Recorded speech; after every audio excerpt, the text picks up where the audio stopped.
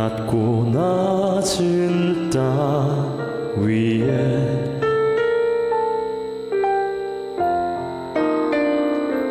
갈보리 언덕 십자가 지시고 물과 피를 흘려 죽으신 주, 나에게 생명의 길 보이셨네.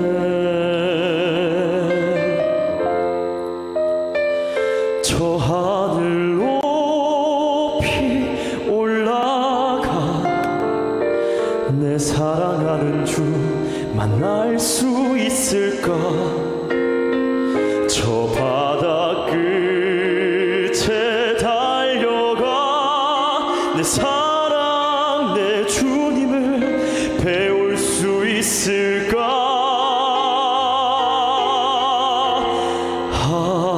하나님 사랑 그 사랑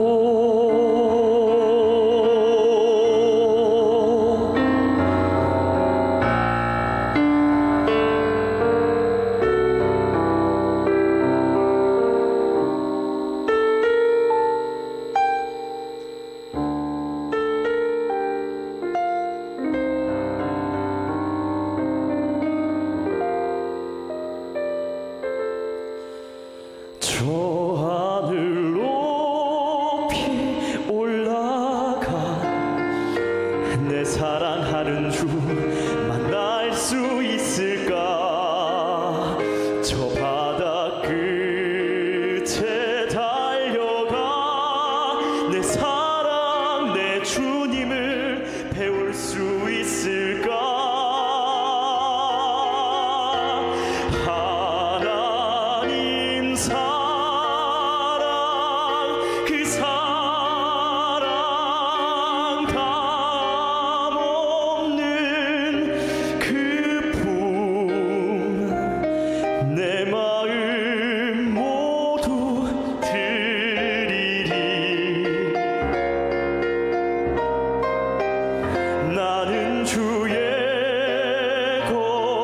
주님 내 구주니 아무것 부족함 없겠네. 나 주 안에 살고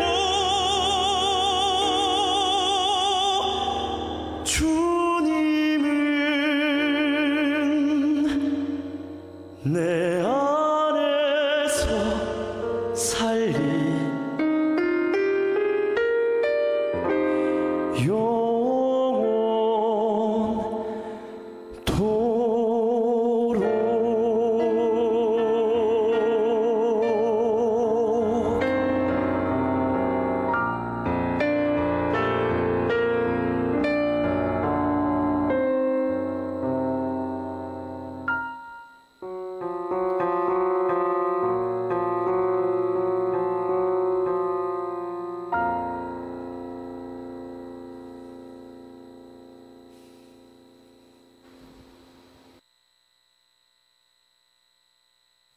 야곱이 잠이 깨어 이르되 여호와께서 과연 여기 계시거늘 내가 알지 못하였도다. 이에 두려워하여 이르되 두렵도다 이곳이여 이것은 다름 아닌 하나님의 집이요 이는 하늘의 문이로다 하고 여러분을 예배로 초청합니다.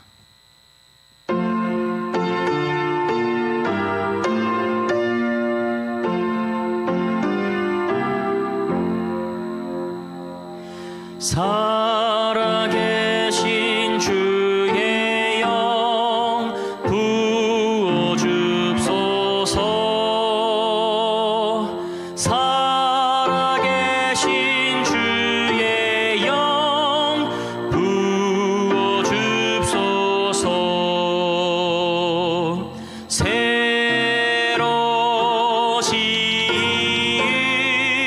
내 마음 속에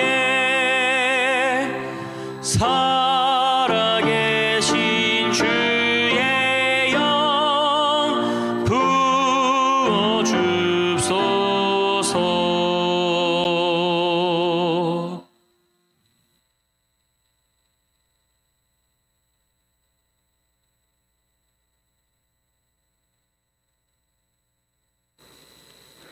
사랑의 우리 아버지 하나님, 오늘 안식일을 허락하시고 이날을 기억하여 거룩히 지키기 위하여 주 앞에 모이게 하신 것 감사합니다. 우리가 신령과 진정으로 주님 앞에 나왔사오니 주여 말씀으로 우리의 마음을 촉촉히 적셔주시고, 특별히 부족한 소자를 통하여 주의 말씀을 선포하고자 하는 뜨거운 열정과 입술을 허락하셨사오매 듣고자 하는 마음과 귀도 열어주셔서 그 말씀이 우리의 삶으로 변화되는 귀한 시간 삼아 주시옵소서. 민족의 명절을 맞이하여 우리가 가족들과 함께 만나고 또 혹은 코로나로 인하여 그러지 못한 경우가 있다 할지라도 이 안식일 주님과 벗삼아 주님과 가족 삼아 동행하는 한 날 되게 인도하시고 하나님 안에서 큰 위로와 힘과 열정을 회복하는 귀한 안식일 되게 인도하여 주시옵소서.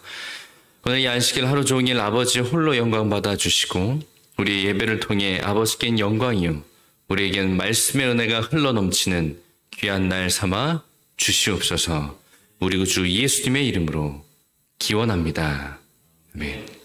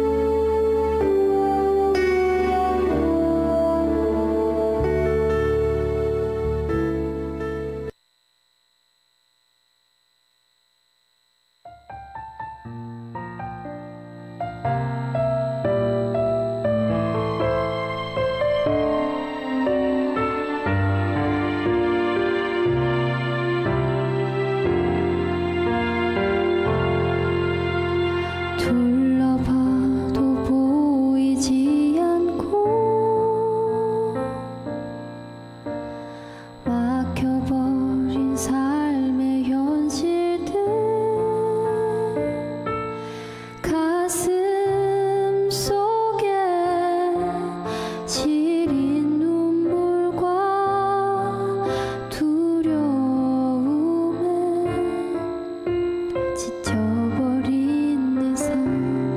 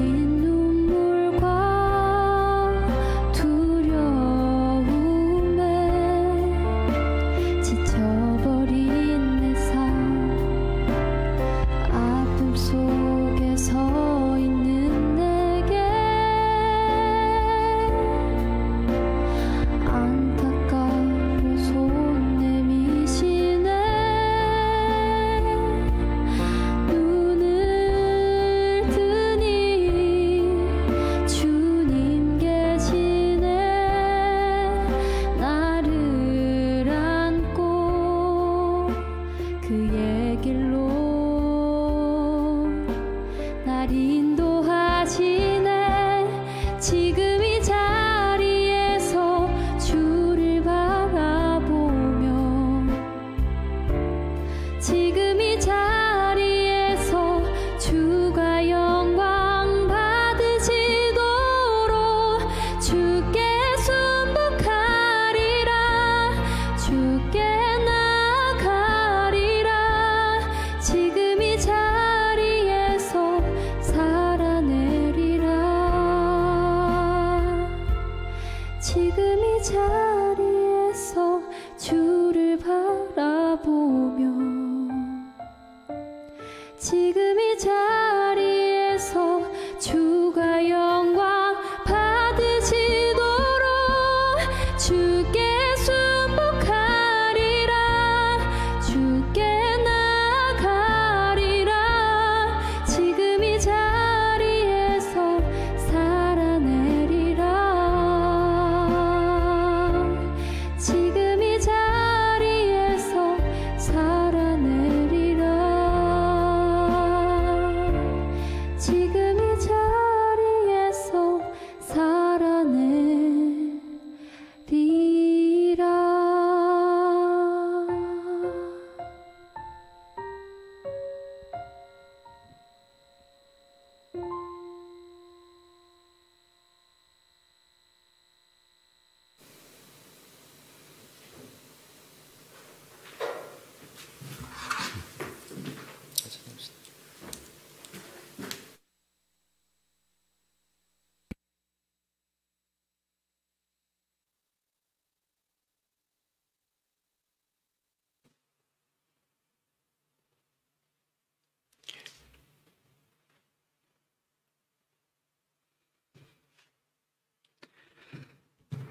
성도 여러분 안녕하세요. 네. 코로나 상황에서 맞이하는 두 번째 설날이었습니다. 오늘 설날 구정 지나고 연휴의 기간인데요. 오늘 코로나이기 때문에 명절이지만 썩 명절 같지 않은 날들을 보내고 있습니다만 이 시국이 하루속히 하나님께서 빨리 끝나게 해주셔서 내년 설에는 마스크 없이 또 아무런 규제 없이 만날 수 있는 우리 모든 명절들이 되었으면 좋겠습니다. 우리는 계속해서 행복하게 잘 사는 법 시리즈로 말씀을 이어가고 있습니다. 오늘 세 번째 마지막 시간으로요.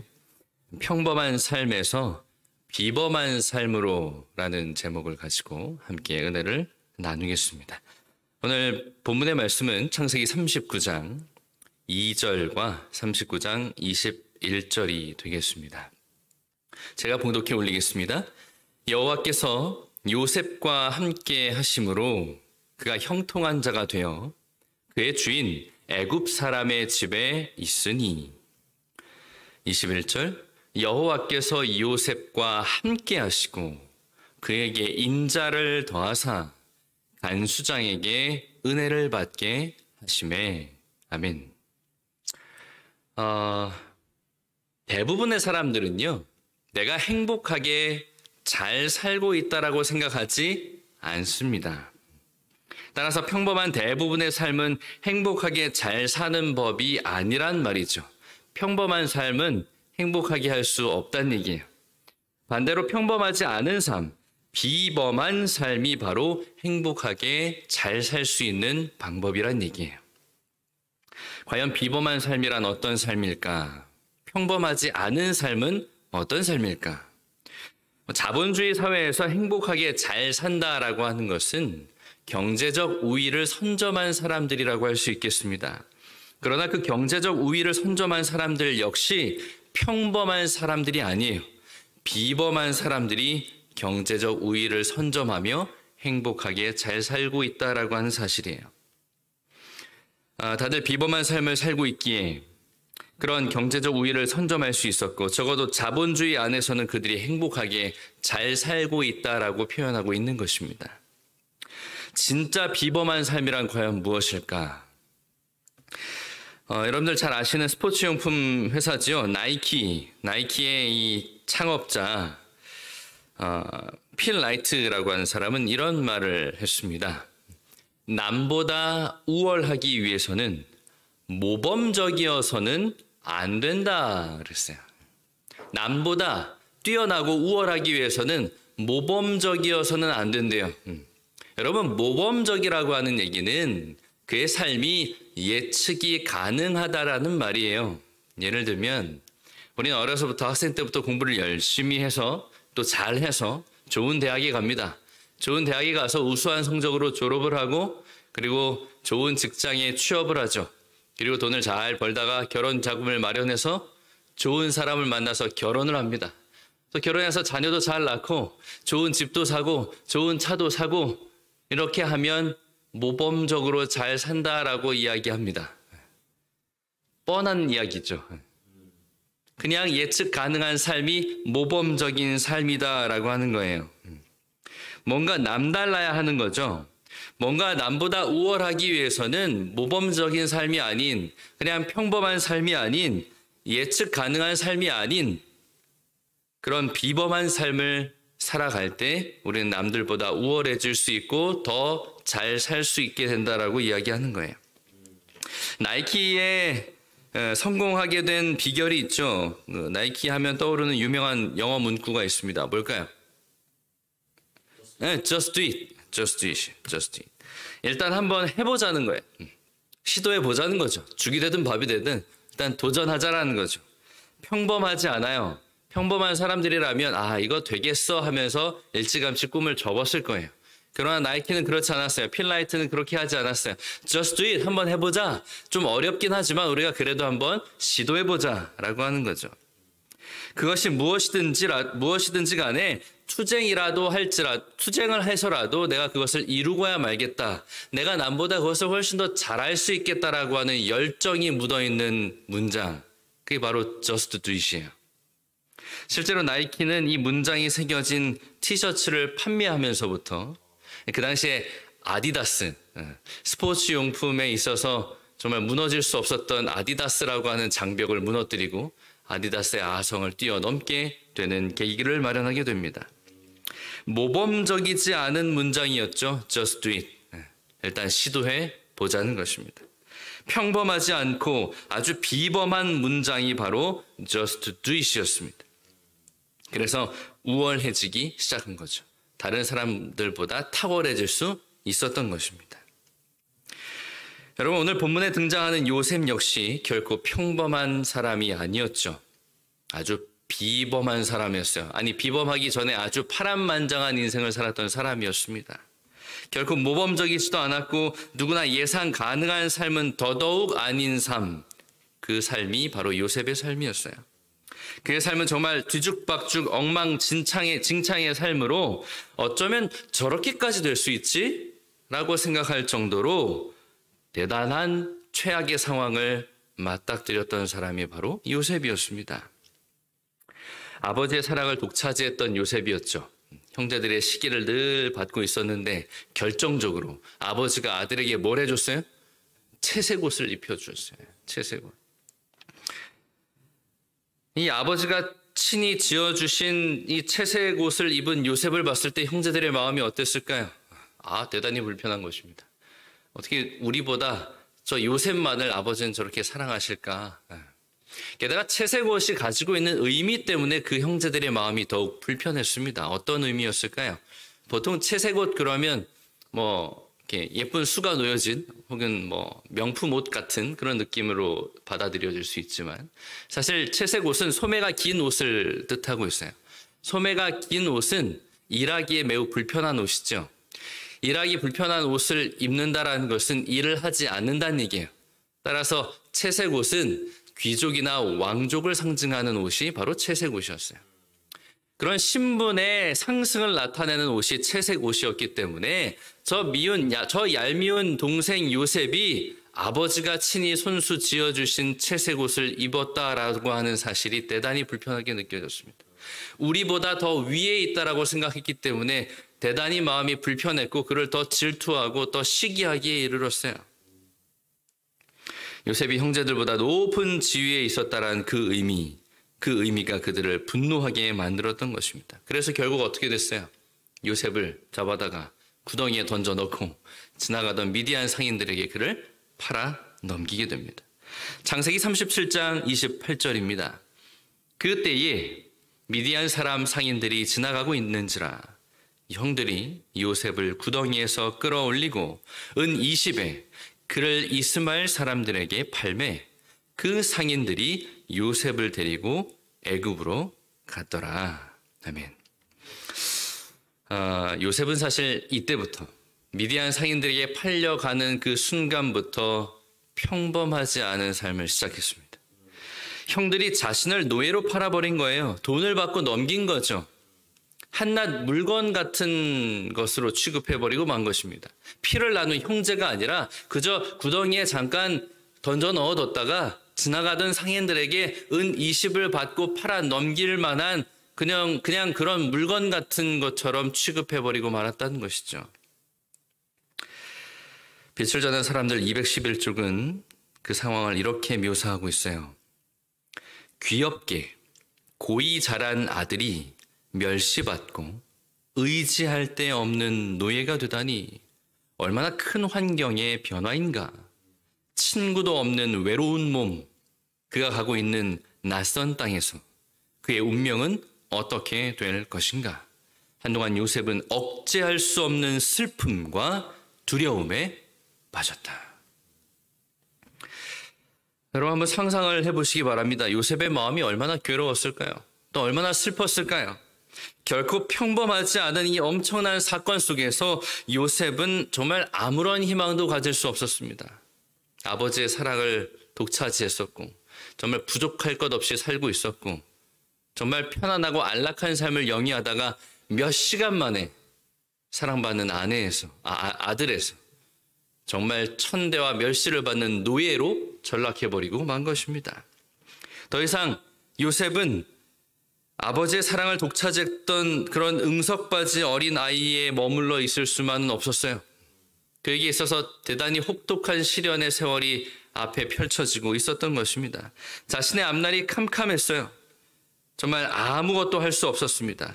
아무도 그를 측은히 여기거나 사려 깊게 여기거나 보듬어 안아줄 수 있는 상황이 아니었다라고 하는 것입니다. 그냥 말 그대로 그저 혼자가 되어버린 거예요.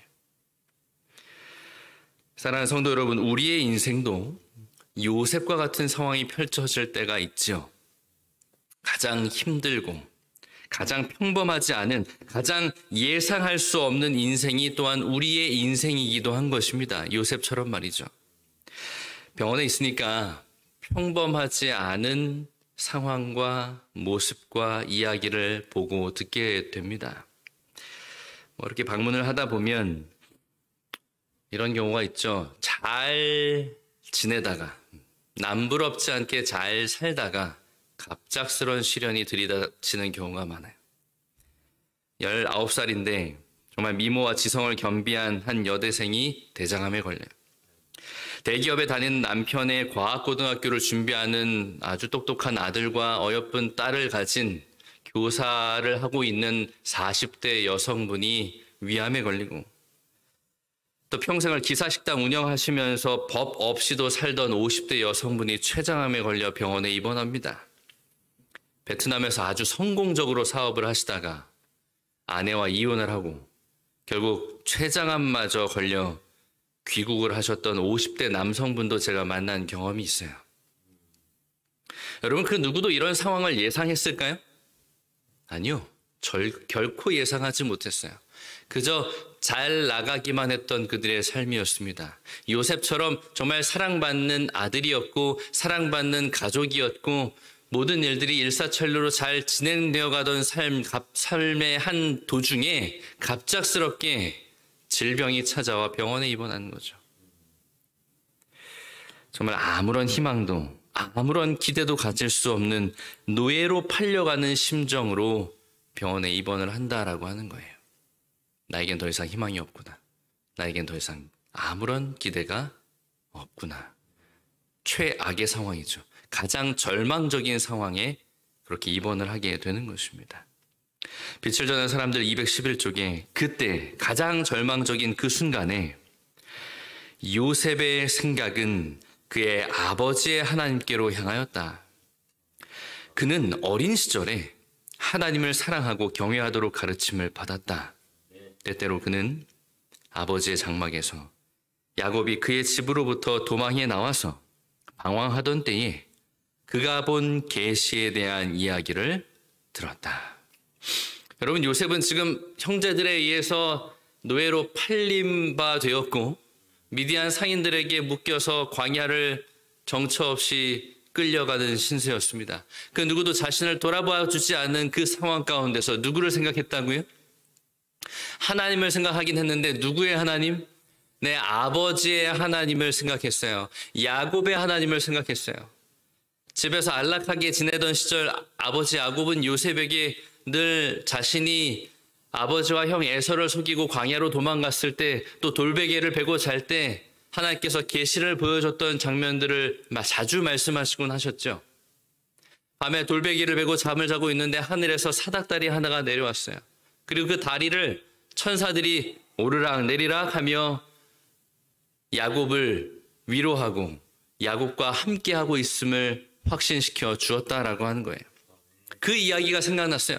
정말 노예로 팔려가는 이 순간이었지만 요셉은 그래도 이 순간 내 아버지 야곱과 함께 하셨던 하나님께서 나와 함께 하시겠구나라는 생각을 했던 거예요. 그리고 기도했습니다. 아버지 야곱과 함께 하신 하나님, 제발 저와도 함께 해주세요. 노예로 팔려가는 저이지만 이 암울한 상황 속에서도 아버지 하나님께서 저와 함께하고 계심을 저는 믿습니다. 하나님 도와주세요. 그리고 이렇게 결심을 합니다. 빛을 전한 사람들 212쪽에 어떤 환경에 처하더라도 하늘 왕의 신민답게 행동하여 하나님께 충성을 다하리라는 고결한 결심으로 그의 영혼은 감동되었다.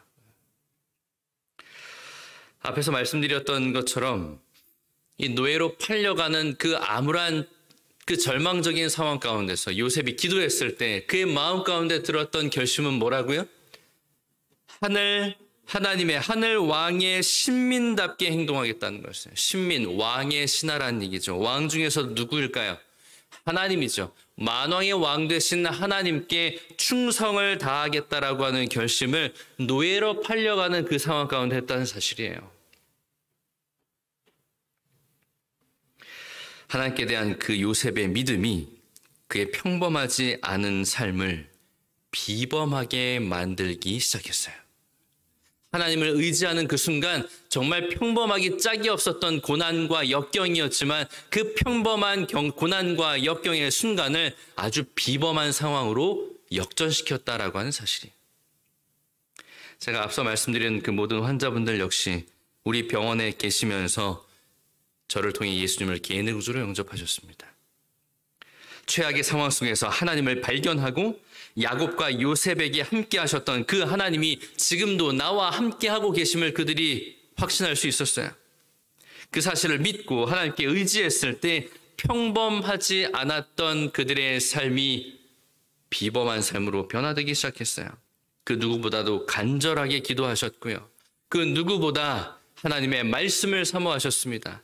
그리고 그 누구보다 그분들은 가장 행복하게 잘 사는 삶이었다라고 저는 자신 있게 말씀드릴 수 있습니다.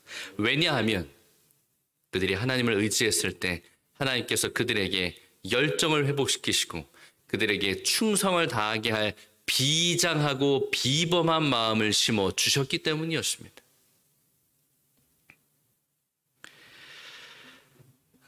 이런 말을 했어요. 회사를 만들어 처음 시작했을 때 가장 도움이 된 것은 내가 경영대학원을 나오지 않았다는 사실입니다. 바디샵이라고 하는 회사의 창업자였던 아니타 로딕이 한 말이에요. 아니타 로딕이 회사를 처음 만들었을 때, 처음 시작했을 때 도움이 된 것이 뭐라 그랬다고요? 내가 경영대학원을 나오지 않았다는 사실이 가장 큰 도움이었대요. 이게 무슨 말일까? 여러분, 보통 회사를 창업하려면 경영대학원을 좀 나와서 전문적인 지식을 가져야 할 것 같은데 아니타 로딕은 오히려 경영대학원을 나오지 않은 것이 나에게 가장 큰 도움이 되었다라고 고백합니다. 평범하지 않죠? 다른 수많은 기업의 CEO들 앞에서 그녀의 말은 대단히 비범했다라고 하는 사실이에요. 여러분, 보통 사장님들은 주주들을 기쁘게 하고 물건을 많이 팔아서 많은 이익을 남겨야 된다라고 주장하죠. 그러나 이 아니타 로딕은요, 우리 회사의 목적은 우리 기업에 다니는 사람들에게 활력으로 가득 차게 하고 숨가쁘게 흥분시키는 것이며 근로자를 보호하며 사회의 선을 추구하는 역할을 감당해야 된다라고 이야기합니다. 그저 회사가 제품을 잘 팔아서 돈 많이 벌어 잘 먹고 잘 사는 것이 아니라 사회에 공헌하는 기업이 기업의 존재 목적이다라고 이야기하는 것이었어요. 여러분, 실제로 바디샵이라고 하는 기업은 아주 평범했던 한 가정주부에서부터 시작합니다. 아니타 로딕의 남편이 먼 나라로 여행을 가게 됐어요. 혼자서 이제 집에서 살게 된 것이죠. 너무 그 길고 무료한 시간들을 달래기 위해서 내가 뭔가 일을 해야겠다라고 생각했어요. 나에게 뭔가 활력을 불어넣어주고 나의 열정을 뭔가 회복시켜줄 만한 일을 시작해야겠다라고 생각했습니다. 그래서 영국의 한 작은 뒷골목에서 재활용 플라스틱 용기에 담긴 15가지 화장품을 노점에 내놓고 팔기 시작했습니다. 그렇게 자신을 위해서 또 자신의 어떤 무료함을 달래고 자신의 열정을 회복시키기 위해서 시작했던 그 사업, 그 열정, 그의 아주 강한 집념, 이런 것들이 아주 큰 전염성을 갖기 시작해서 그 작은 노점상이 결국 바디샵이라고 하는 글로벌 기업으로 성장하게 되었다라고 하는 것이죠. 여러분, 노예로 팔려가던 요셉에게 열정을 불어넣어 주신 분은 바로 하나님이셨습니다. 그의 영혼이 하나님께 감동되어 하늘 왕의 신민답게 행동하여 하나님께 충성을 다하리라고 결심합니다. 그리고 그 열정이 결국 자신을 애굽의 총리로 만들게 되죠. 마치 아니타 로딕이 자신의 삶을 다시 한번 열정적으로 변화시키기 위해서 그 일에 몰두하고 몰입했을 때 글로벌 기업을 탄생시킬 수 있었던 것처럼 말이죠. 여러분, 이처럼 평범한 삶에서 비범한 삶이 되려면 반드시 필요한 요소가 있는데 그것이 바로 열정이다라고 하는 것입니다. 사랑하는 성도 여러분, 여러분에게 지금 혹 노예로 팔려가는 요셉과 같은 문제가 있습니까? 야곱의 하나님, 요셉의 하나님, 나의 하나님을 여러분 기억하기 바랍니다. 그리고 기도하시기 바랍니다. 야곱이 광야로 도망할 때 기도한 것처럼, 요셉이 노예로 팔려갈 때 아버지 하나님께 기도했던 것처럼 우리도 가장 힘들고 어려울 때 우리 하나님께 간절히 기도하게 되길 소망합니다. 그리고 식어진 열정을 그 기도를 통해 회복하게 되기를 바라요. 의기소침했던 내 마음에 활력을 먼저 불어넣기를 바랍니다. 그리고 믿고 기도함으로 나의 잠들어 있었던 그 잠재의식을 일깨우게 되기를 간절히 소망합니다. 노예로 팔려간 요셉은 하나님께서 주신 열정 덕분에 그 상황 가운데서도 기운을 찾게 되죠. 하나님의 인도하심으로 애굽에 도착하게 되었고 그는 또 다른 비범한 열정을 시작하게 됩니다. 오늘 본문의 말씀 창세기 39장 2절입니다. 여호와께서 요셉과 함께 하심으로, 여전히 하나님이 그와 함께하고 계시죠? 그가 형통한 자가 되어 그의 주인 애굽 사람의 집에 있으니, 애굽 사람의 집에 있었다 그랬어요. 그 애굽 사람이 누구예요? 네, 보디발이죠. 보디발. 애굽 왕 바로의 친위 대장 보디발이었습니다. 왕의 최측근에서 왕을 경호하는 경호 대장이죠. 대단히 유력한 사람이었고 재력과 권력이 많은 사람이었습니다. 보디발은 요셉에게 결국 자신의 모든 소유를 다 맡기게 되죠. 엄청난 신뢰를 요셉에게 드러낸 거예요. 요셉을 그만큼 믿었고 가까이 했던 사람, 그가 바로 보디발이었습니다. 그가 그렇게까지 요셉을 신뢰할 수 있었던 것은 분명 요셉이 가진 열정 덕분이었다라고 저는 확신해요. 하나님께서 요셉에게 주신 희망과 열정은 그로 하여금 자부심을 갖게 했고, 노예였지만 왕의 신민답게 행동하겠다고 결심했죠. 왕의 신하처럼 정말 충직한 종이 되겠다라고 결심합니다. 보디발 역시 왕의 신하였습니다. 왕의 신하답게 아주 기품 있고 당당하고 아주 정직하고 충성된 사람이 바로 보디발이었어요. 근데 노예들 중에 요셉을 보니까 나랑 너무 많이 닮았어. 저렇게 충직한 종은 처음 봐. 나처럼 정말 성실한 사람이야 라고 눈여겨보게 된 것이죠. 그러니 보통 평범한 노예들과는 달랐다는 것입니다. 대단히 비범한 눈빛을 가졌고 당찬 기운을 그에게서 찾아볼 수 있었던 것입니다. 예언의 신에 의하면 실제로 요셉은 보디발의 집에서 무려 10년 동안이나 일했어요. 그 10년의 세월 동안 요셉은 결코 애굽인들의 환심을 사기 위해서 자신의 소신을 버리거나 그 앞에서 아첨을 떠는 그런 행위를 결코 한 일이 없었습니다. 자신이 믿는 하나님을 늘 높이 드러냈고, 그런 모습들이 다른 사람들에게 눈에 띌까 봐 이렇게 감추거나 하지 않았어요. 늘 당당하고 충직한 모습을 보여주었습니다. 심지어 보디발의 눈에서까지도 그런 요셉의 모습이 좋게 보였어요. 그렇게 하나님을 섬기며 소신껏 신앙생활하는 그의 삶을 통해서 보디발이 큰 확신을 얻게 되었습니다. 저렇게 충성스러운 종이라면 나에게도 충성할 수 있겠다라는 것이죠. 빛을 전한 사람들 214쪽에 이렇게 기록하죠. 요셉이 돌보는 모든 일에 현저한 번영이 따른 것은 직접적인 기적의 결과가 아니다. 그의 근면과 보살핌과 정력에 하나님의 축복이 함께하였다. 요셉은 그의 성공을 하나님의 은혜에 돌렸고, 우상을 숭배하는 그의 주인까지도 그것이 비할 데 없는 번영의 비결이라고 인정하였다. 아멘. 요셉의 성공 요인은 두 가지였습니다. 요셉의 근면과 보살핌 그리고 정력, 열정이라고도 이야기할 수 있겠죠. 대단한 비범한 삶이었어요. 이것이 그의 기본적인 능력을 발휘할 수 있었고, 그것에 플러스 알파로 하나님의 축복이 그에게 함께 하셨을 때 정말 타의 추종을 불허하는 우월한 존재가 되었다라고 하는 사실이에요. 비범한 존재가 된 것입니다. 탁월한 존재가 된 것이죠. 평범하지 않았기에 비범한 삶을 살기 시작한 것입니다. 자신이 근면하고 성실한 것은 사실 예상할 수 있는 평범함이잖아요. 누구나 열심히 살아야 되고 근면 성실해야 된다는 건 다 알고 있는 예상이 가능한 일들이에요. 그러나 그런 일들을 지속하면서 누가 그에게 임했을 때? 하나님이 그에게 임했을 때. 하나님의 축복이 그와 함께 일하셨을 때 그에게 어마어마한 성과를 가져다 주게 되었다라고 하는 것입니다. 이게 기적이 아니라 그랬어요. 요셉의 노력 플러스 하나님의 능력이 더해졌다라고 하는 것이죠. 성공하기 위한 그의 평범한 노력에 하나님의 능력이 더해졌을 때 그의 노력은 비범한 노력으로 개선되었다라고 하는 것입니다. 우리도 삶의 문제를 해결하기 위해서 노력을 많이 합니다. 열심히 공부도 하고 열심히 일도 하고 또 병원에서 잘 치료에 임하기도 합니다. 그러나 거기에 그런 평범한 노력에다가 하나님의 능력이 더해주는 순간 우리의 노력은 그냥 평범한 노력이 아니라 비범한 노력으로 바뀐다라고 하는 사실이에요. 지금 하고 있는 노력을 여러분 계속 하길 바랍니다. 그리고 그 노력 가운데 요셉처럼 하나님의 능력을 간구하게 되기를 바랍니다.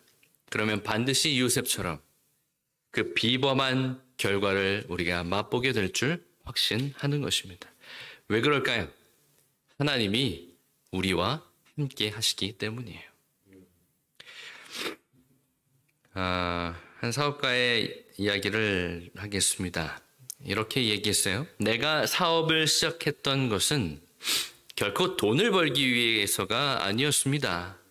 도전하고 싶었고 내가 남들보다 더 잘할 수 있을 것이라고 느꼈기 때문입니다. 영국의 유명한 사업가 리처드 브랜슨의 말이었어요.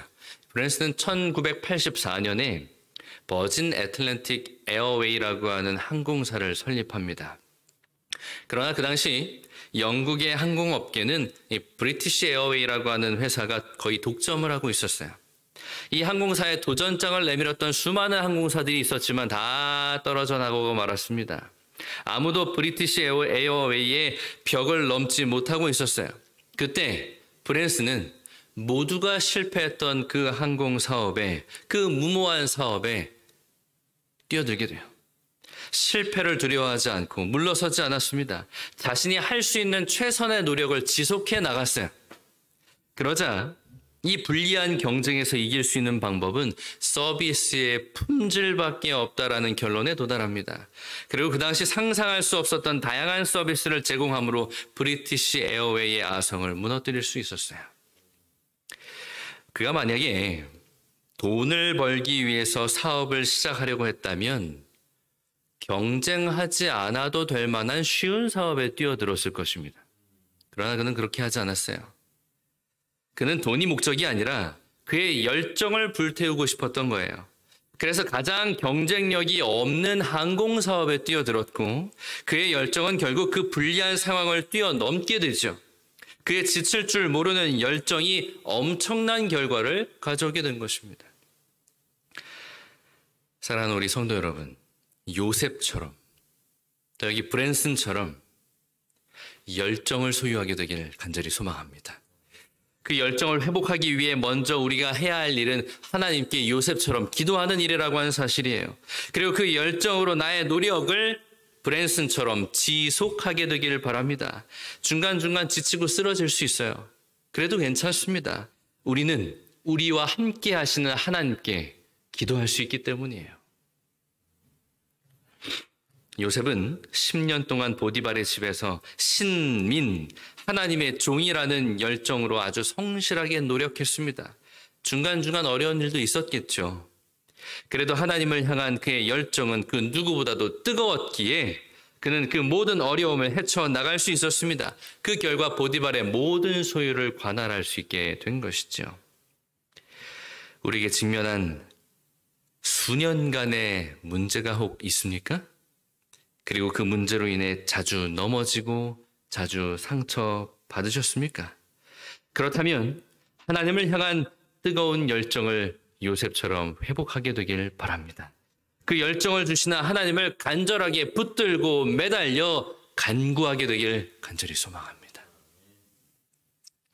창세기 39장 21절에 여호와께서 요셉과 함께 하시고, 계속 하나님께서 함께 하시죠.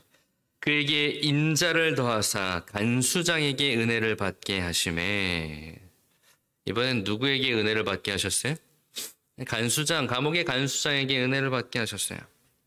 보디발의 집에서 충분히 행복하게 잘 살게 될 때쯤에 그에게 큰 시련이 하나 더 닥쳐오죠.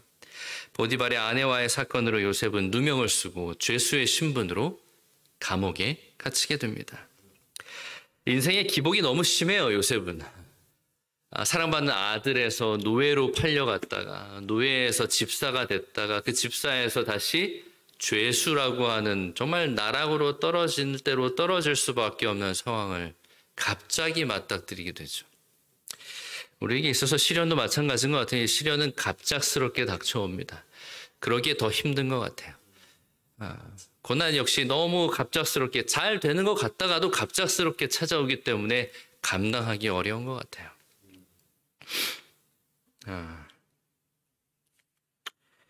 여호와께서 그러나 요셉과 함께 하고 계셨어요.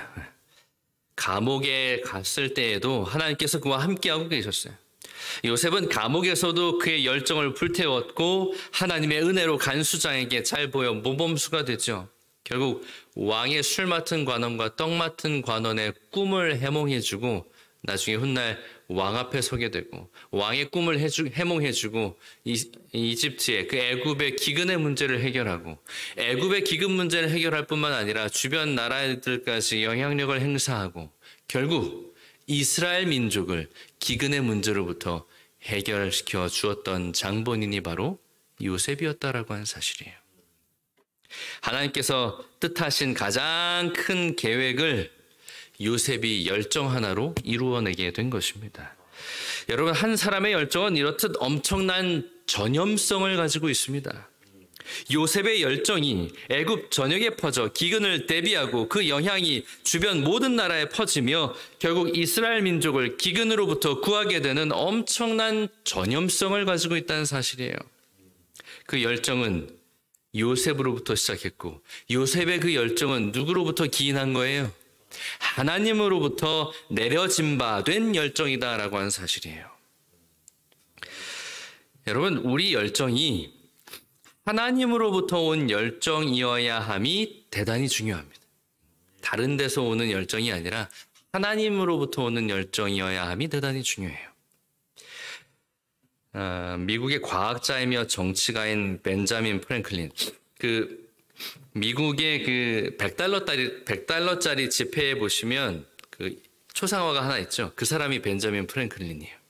그 벤자민 프랭클린은 50년 동안 매일 다음과 같은 똑같은 기도를 드렸다고 합니다. 어떤 기도인가?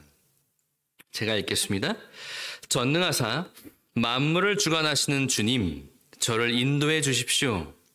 제가 진정으로 바라는 것이 무엇인지 알아낼 수 있는 지혜를 허락해 주십시오. 이 지혜가 저에게 명하는 것을 실천할 수 있도록 저의 결심을 더욱 강하게 만들어 주십시오. 저를 향한 당신의 끝없는 사랑에 대한 보답으로 제가 다른 사람들에게 보내는 진심 어린 기도를 허락해 주십시오. 아멘. 세상의 철학자나 심리학자들도 자기 자신을 알고 내가 무엇을 좋아하고 내가 또 무엇을 잘하는지 아는 것이야말로 행복하게 잘 사는 것의 출발점이다라고 이야기하고 있어요.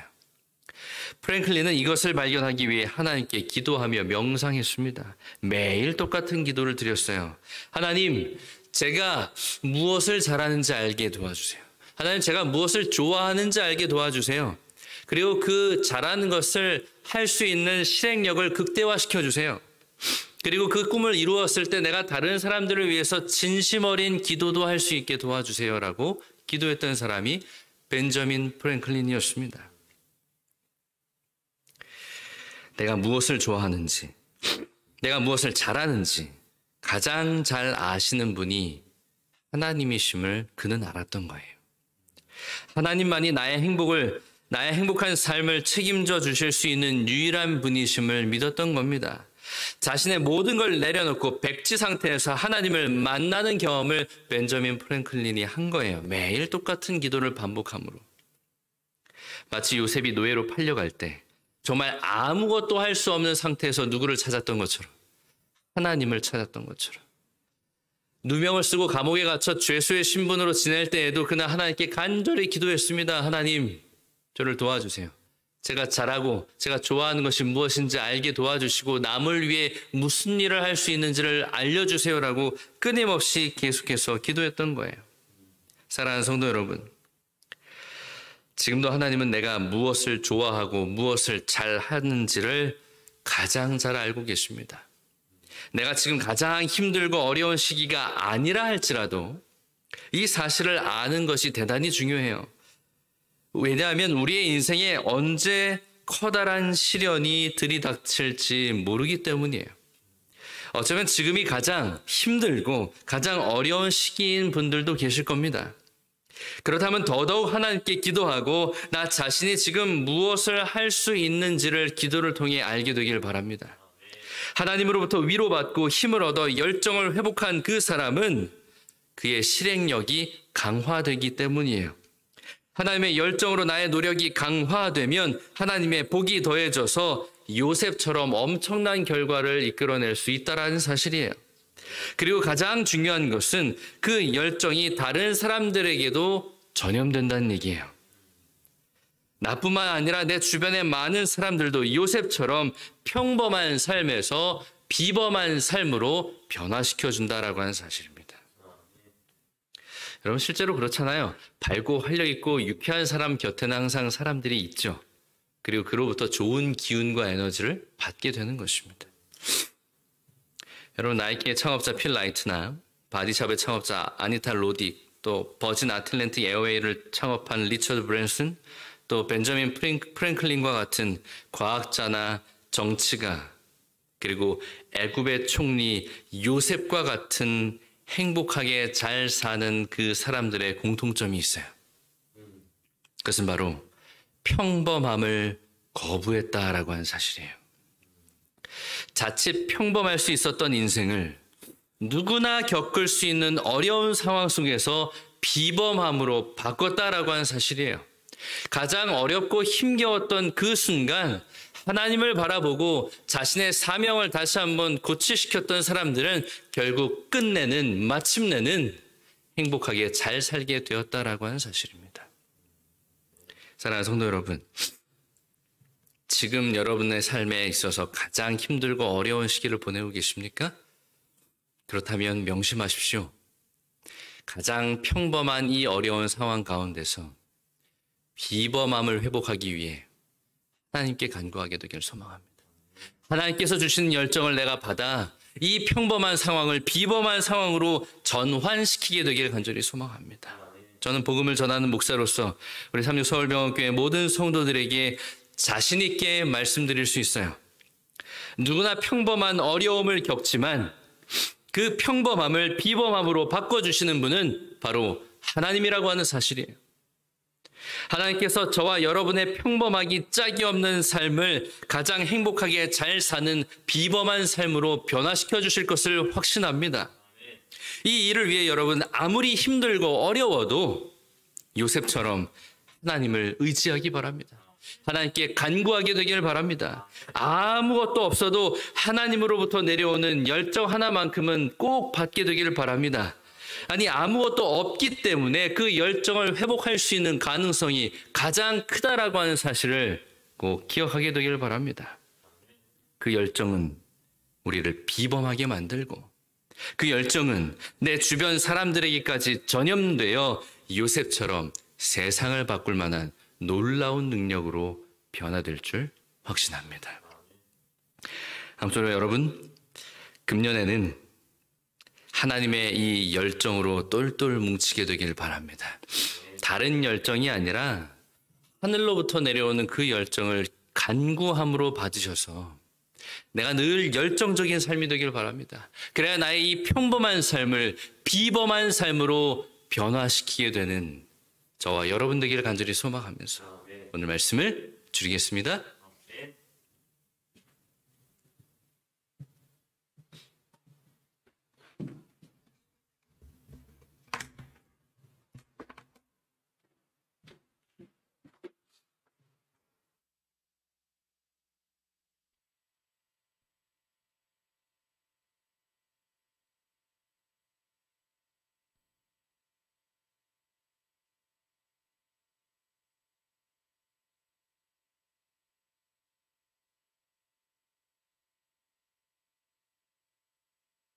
네, 38장 주의 무릎 아래 앉아 찬양하겠습니다.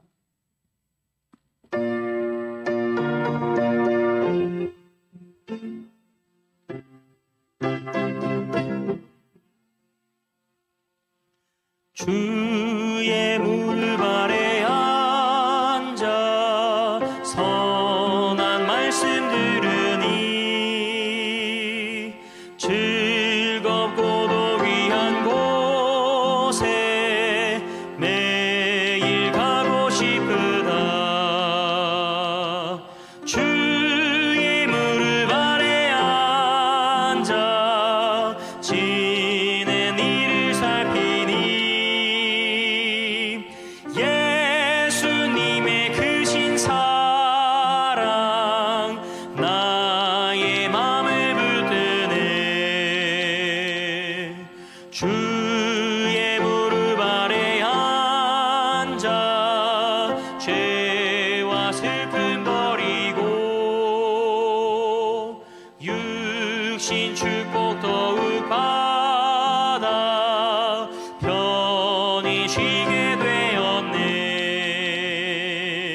주의 무릎 아래 앉아 울고 기도드리며 주의 풍성하심에서 매일 안위 받겠네. 무릎 꿇어 기다리니 주여 복을 주시고 사랑하는 주님 얼굴 뵙게 하여 줍소서. 주의 맘과 거룩하심 내게 채워주셔서 주와 친히 교통함을 증거하게 앞소서.